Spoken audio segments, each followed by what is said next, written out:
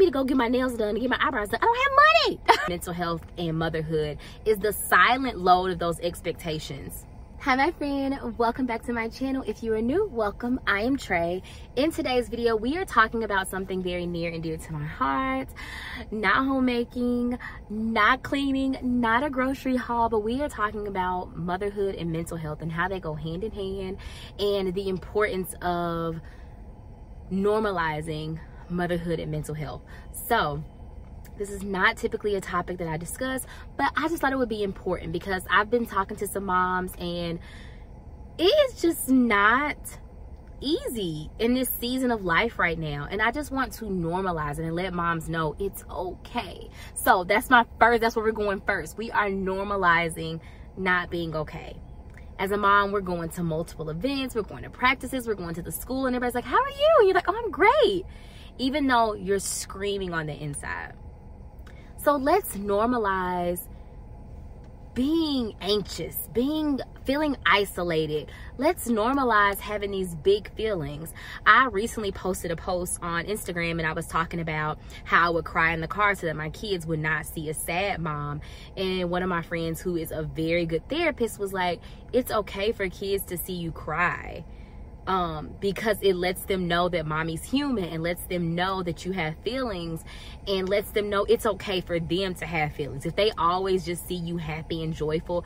And it made me so emotional because growing up, I just never wanted to show my feelings because it was always just be happy, just be happy. So that's what I would tell myself, just be happy, because it could be worse. You could be starving, you could be going through this.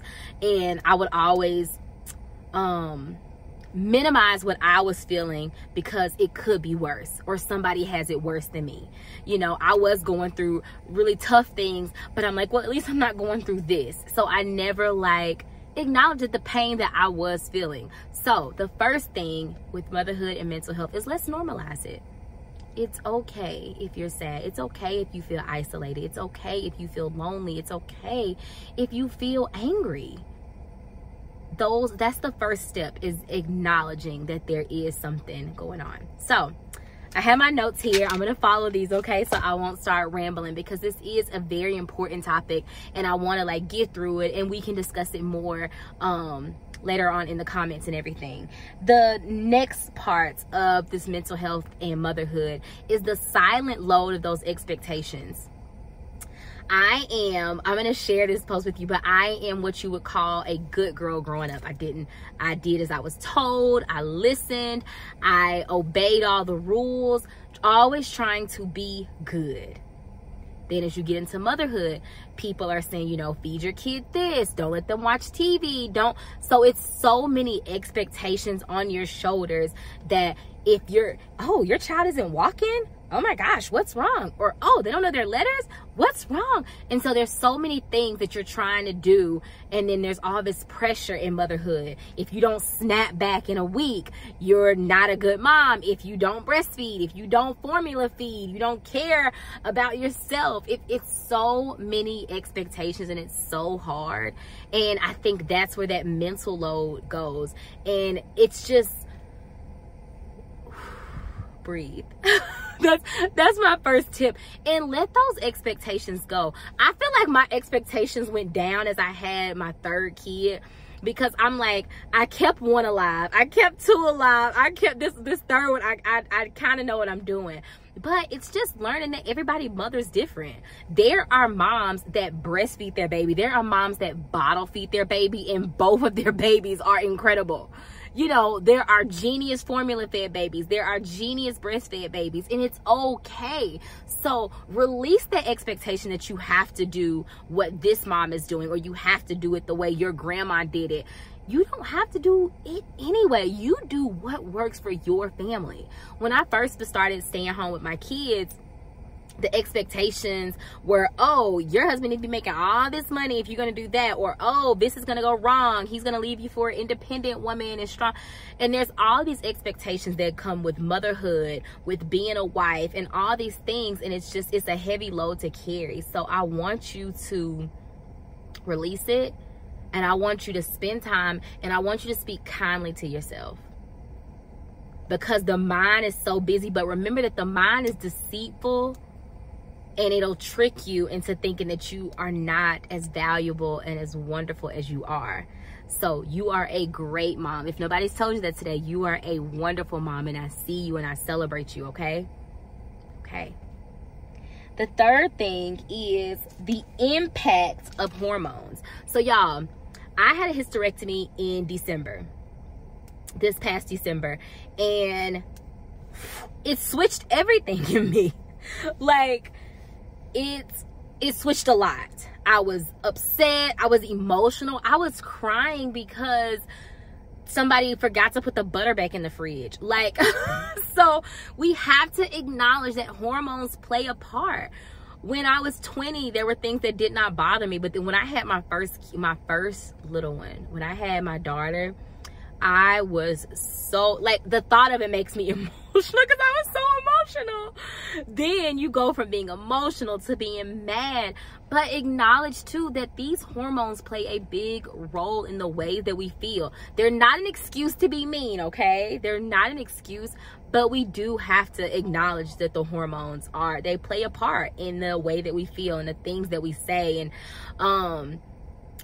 I think a good tip is to even just start to say, you know, you're about to have your cycle, like just preparing your mind and your mental health just for that. Maybe it's take a walk. What I am learning in this season is scripture. It is be quick to listen, slow to anger. Be quick to listen, slow to anger. Be slow to speak, quick to listen. So that's just something that I'm gonna be honest, I haven't always been quick to listen. I've been quick to speak. You said what? I've been quick to speak, but not quick to listen. So not blaming my hormones, not making any excuses, because we do have to take responsibility for our actions, but learning to listen to our body. And also not make an excuse like, hey, it's my hormones, they're doing it. No, but how can you combat that? Maybe it's changing some of the things you eat. Maybe it's going for a walk. If you know, okay, it's almost that time of the month, maybe going for a walk or doing something. So it's just acknowledging it and taking into account that hormones do play a role in our mental health. And that's okay, because we're different. Females are different than males, and it's okay to have these feelings, okay? Next thing, the guilt. Oh my gosh, the guilt. I have been both a stay-at-home mom and a working mom. So I have played both, okay? I was a stay-at-home mom and I felt guilty because I was not bringing in money. I was a working mom and I felt bad because I'm not seeing my baby. Somebody else saw her walk for the first time. My daughter, when I had her, I went back to work after 6 weeks. 6 weeks. And I cried the entire time because I didn't see her first steps. I was like, who's gonna feed her? And then I was pumping. We had 2 breaks, 2 15-minute breaks, and then I had a lunch break, and then I got 1 extra break to pump. And I just spent so much time like in this little maternity room, this motherhood room, pumping, and I was missing my baby so much. And I'm like, it's not fair that she's not getting to latch onto her mom. I'm stuck to a machine and my baby's at school, and it just made me so sad. So there's guilt. Then flip it, I became a stay-at-home mom, and now I feel the guilt because, gosh, I'm not bringing in an extra income.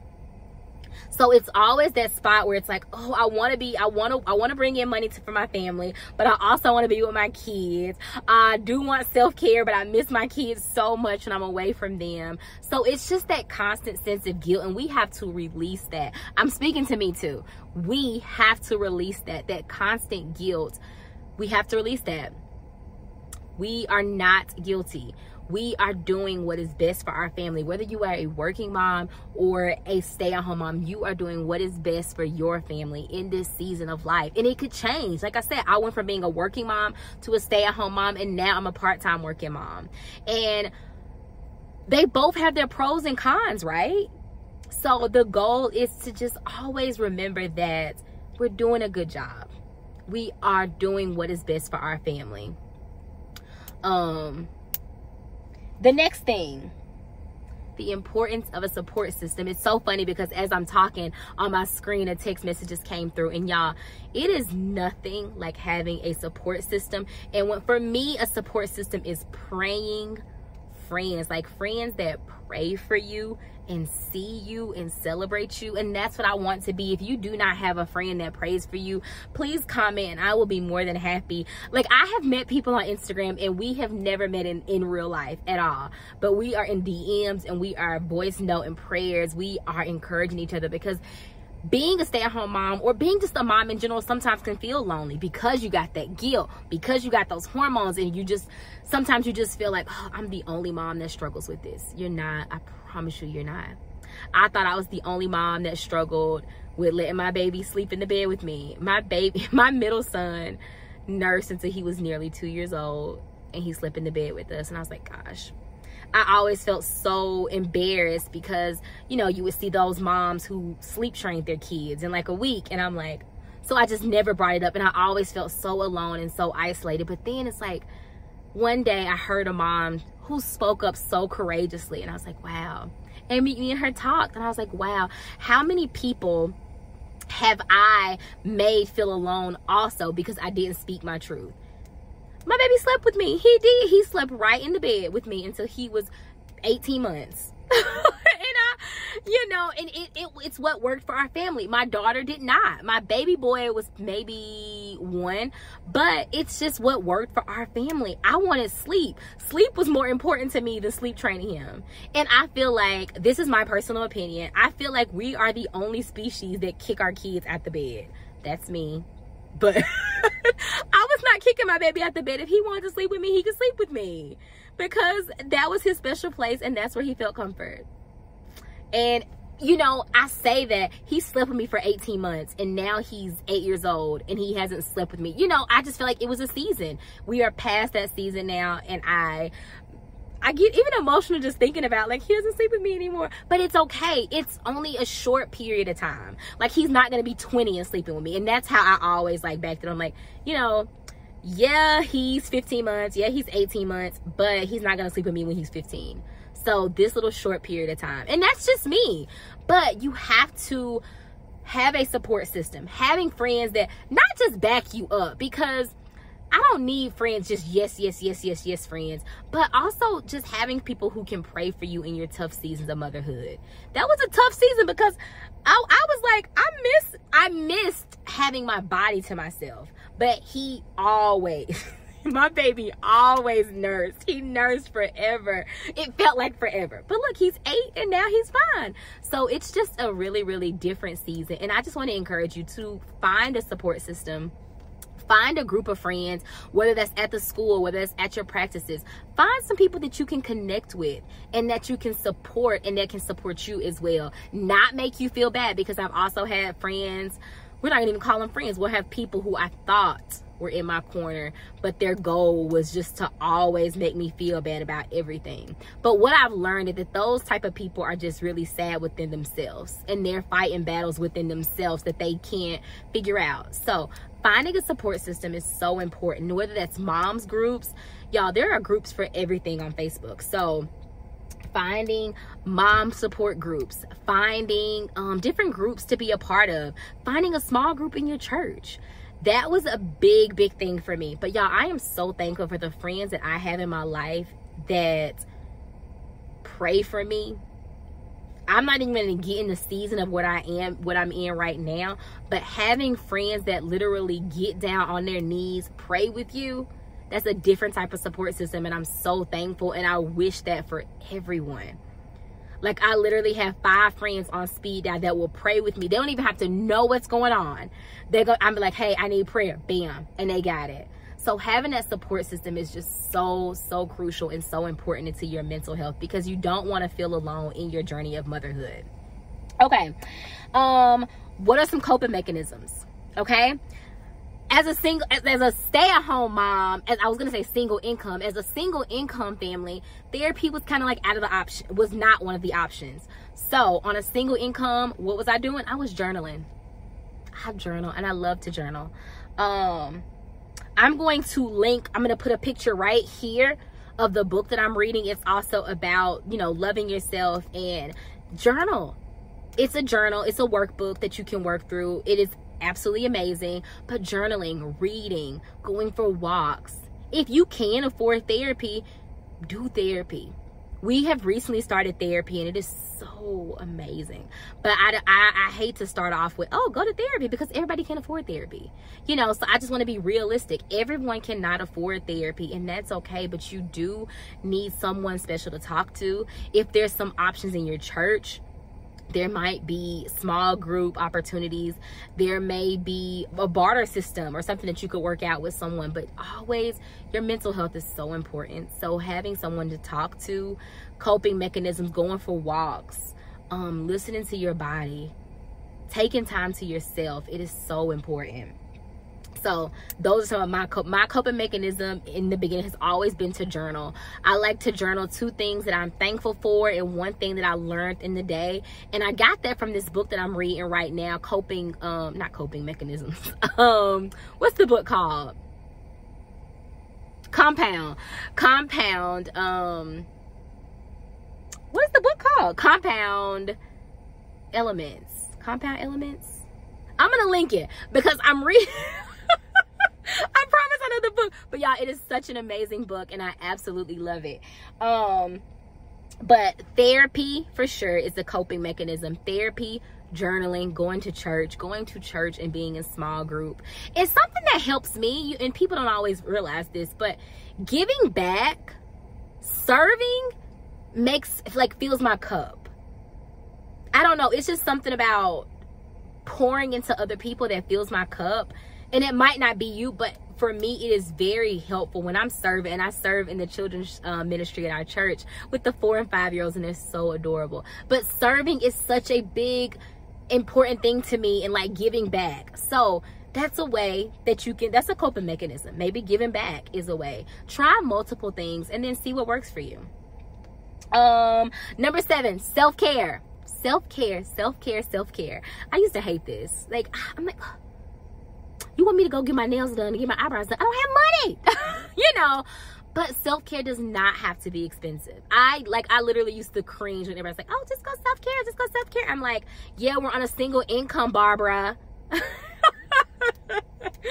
But self-care does not have to be expensive. Self-care could be buying yourself a book. Self-care could be going for a walk. Self-care can be going and buy yourself a bag. If you got $1,000, blow in a bag, throw it in a bag. For me, but bags and stuff like that is not of value to, like, that's not important to me. What is important to me is, like, I like to be outside. I love being outside. So going for walks in the morning by myself, taking a bubble bath. I love bubble baths. Like, I love bubble baths. Sitting in the bathtub for an hour, not listening to anything, just being like, that's self-care to me, baby. That is self-care. So taking that time to yourself, for yourself, is so important to your mental health as well. Okay, then we're gonna go to our next point, number 8. Break the stigma. It's okay. I know our grandmamas didn't go to see therapists.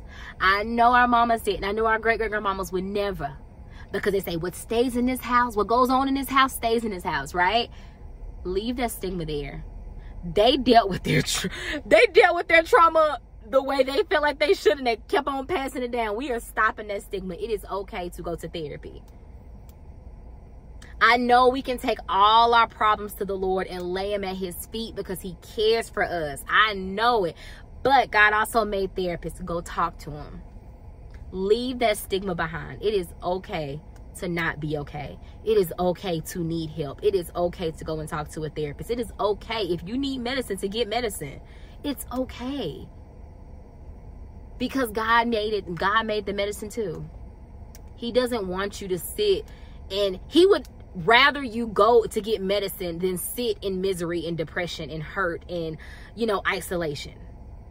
Because the God that I serve is not a God that wants you to be depressed. You can find joy in the Lord, but also you can go see a therapist. Both can be true. So we're going to stop that stigma, okay? Number 9 is recognizing when you need help. And this is where I'm going to go into a little bit of storytelling, but recognizing when you need help.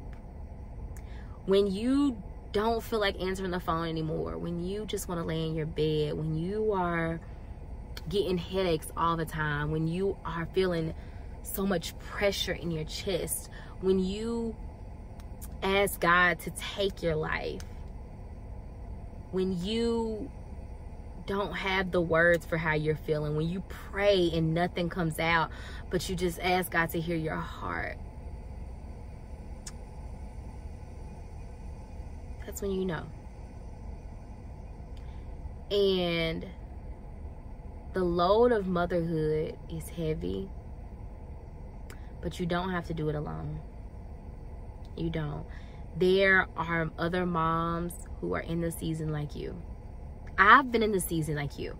I've had little bitty ones. My daughter is 10, my son is 8, and my other son is 5. But that's now. But at one time, they were 1, 3, and 5. And it was so hard. Oh, it was so hard. So I see you. And it's okay. I remember trying to go places with all 3 kids and feeling so overwhelmed and feeling so anxious and like, how can I do this? I remember becoming a mom and feeling like, who told me I could do this? I'm not going to be a good mom. And pushing through. The load of motherhood is heavy, and then you're always feeling like, oh, am I doing enough? Am I doing the right thing? Did I say that the right way? Am I gonna make them have to need therapy? Am I gonna break them like I feel broken? And it's always in your mind. It's always in your mind. But remember, your mind is not true. Some of those things in your mind are not true. But what I do want you to put in your mind and put in your heart is that you are doing a good job. It's okay to not be okay. But what are some coping mechanisms that you can do when you do not feel okay? I appreciate you so much. And I just thank you for being here with me. I love this community that we've built on this little corner of the internet. It just makes me so happy. And I'm so very thankful that you are here, because you could be anywhere. So to any mom that is feeling like she just can't figure out why she's feeling this way, I see you and I celebrate you, okay? You're doing a phenomenal job. You are incredible. And I cannot wait to chat with you more on this topic, okay? You're doing a great job. I see you, and I will see you in the next video. Until next time, you got this, mama. Have a good day.